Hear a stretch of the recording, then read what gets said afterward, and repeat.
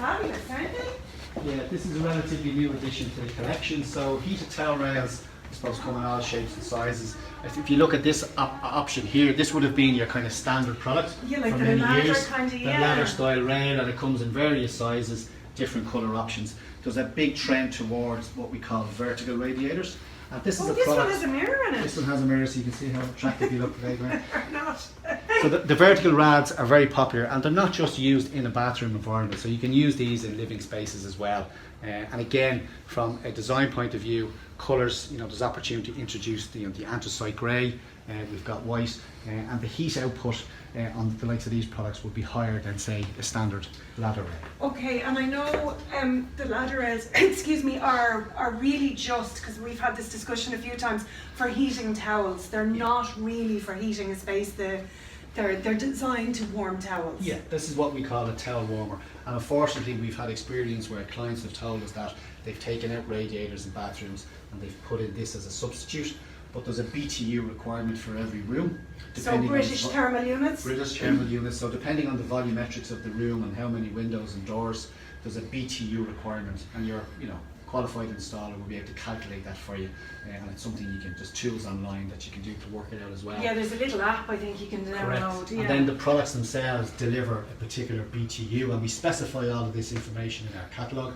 But if you had a BTU requirement of 3,000 BTUs, and you take out your radiator and to install a product like this that only had 1,000 BTUs, you're going to have a deficit in heat output. So we always caution people when they're selecting heated towel rails, is there another source of heat in the bathroom, to make sure either it's underfloor heating or a radiator.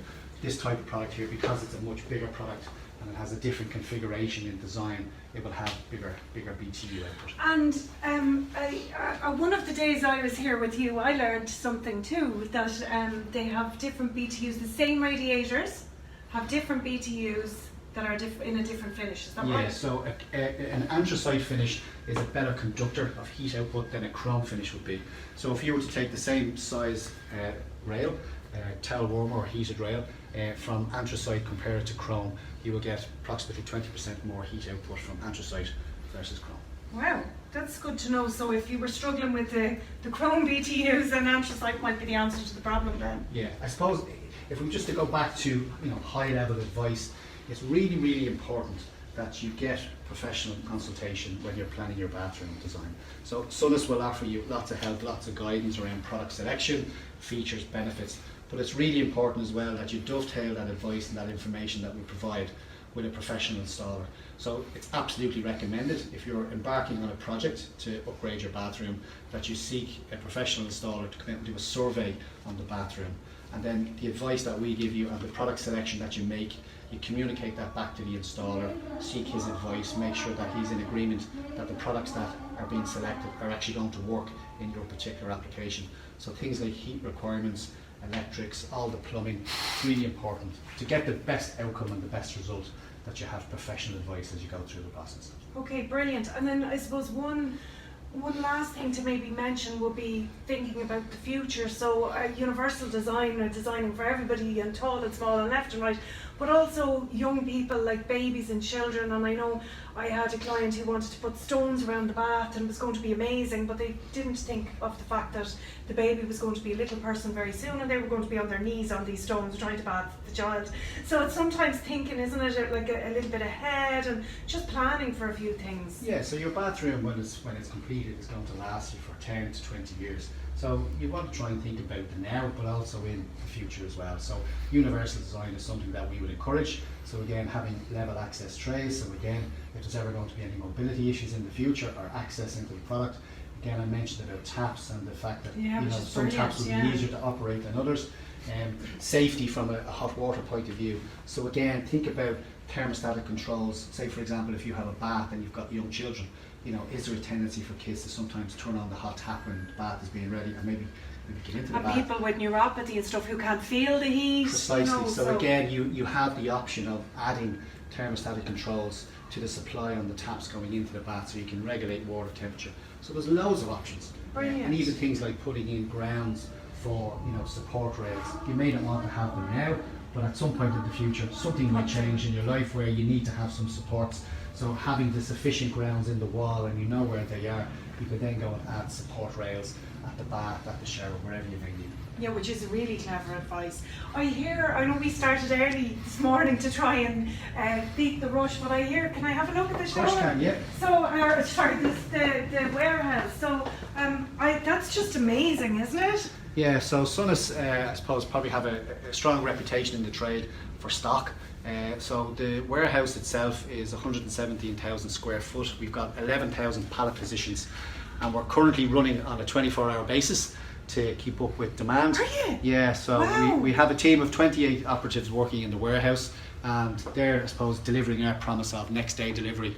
So a key for Sonas is to have first time order fulfillment, and we run that at about 95%.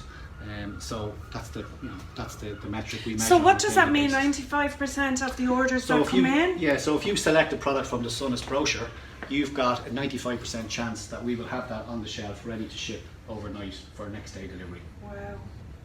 That's some achievement. Yeah, well, it's a big commitment to, I suppose, service is really important for Sonas, and trying to make the whole experience as seamless as possible. So for the consumer, the showroom, and the advice that we provide here is a great starting point, but eventually that product will be purchased through one of our retail customers around the country.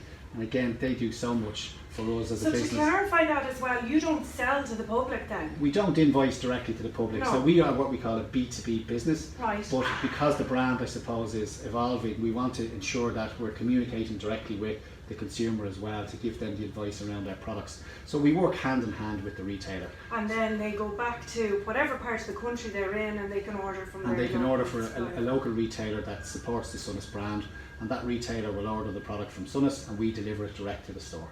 And that's how it works. Brilliant. Thank you so much for having us in. It was really informative. I highly recommend, as a brand ambassador anyway, but I genuinely do highly recommend people come in, try the products. There's loads we haven't even touched. We've just come down, maybe would it be even a quarter or less of the showroom.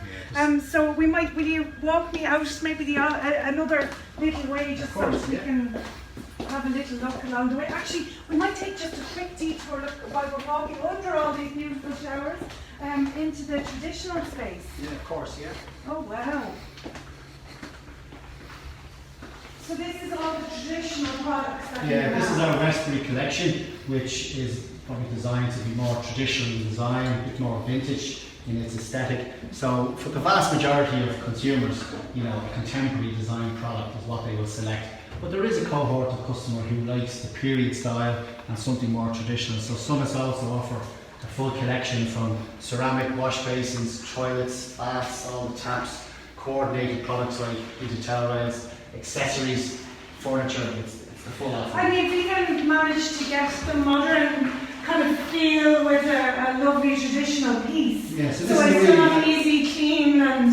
For sure, so this is what we call a back-to-wall pan. So in behind the unit you will have a concealed cistern, but this is a really nice way to illustrate having a back-to-wall pan, but using the space for storage as like a vanity. And then this is what we call a semi-recessed basin. So the semi-recessed basin sits partly on the counter and partly protrudes from the counter. Right, so really nice finish. Probably growing in demand actually. There's a real move towards that kind of elegant traditional product as well.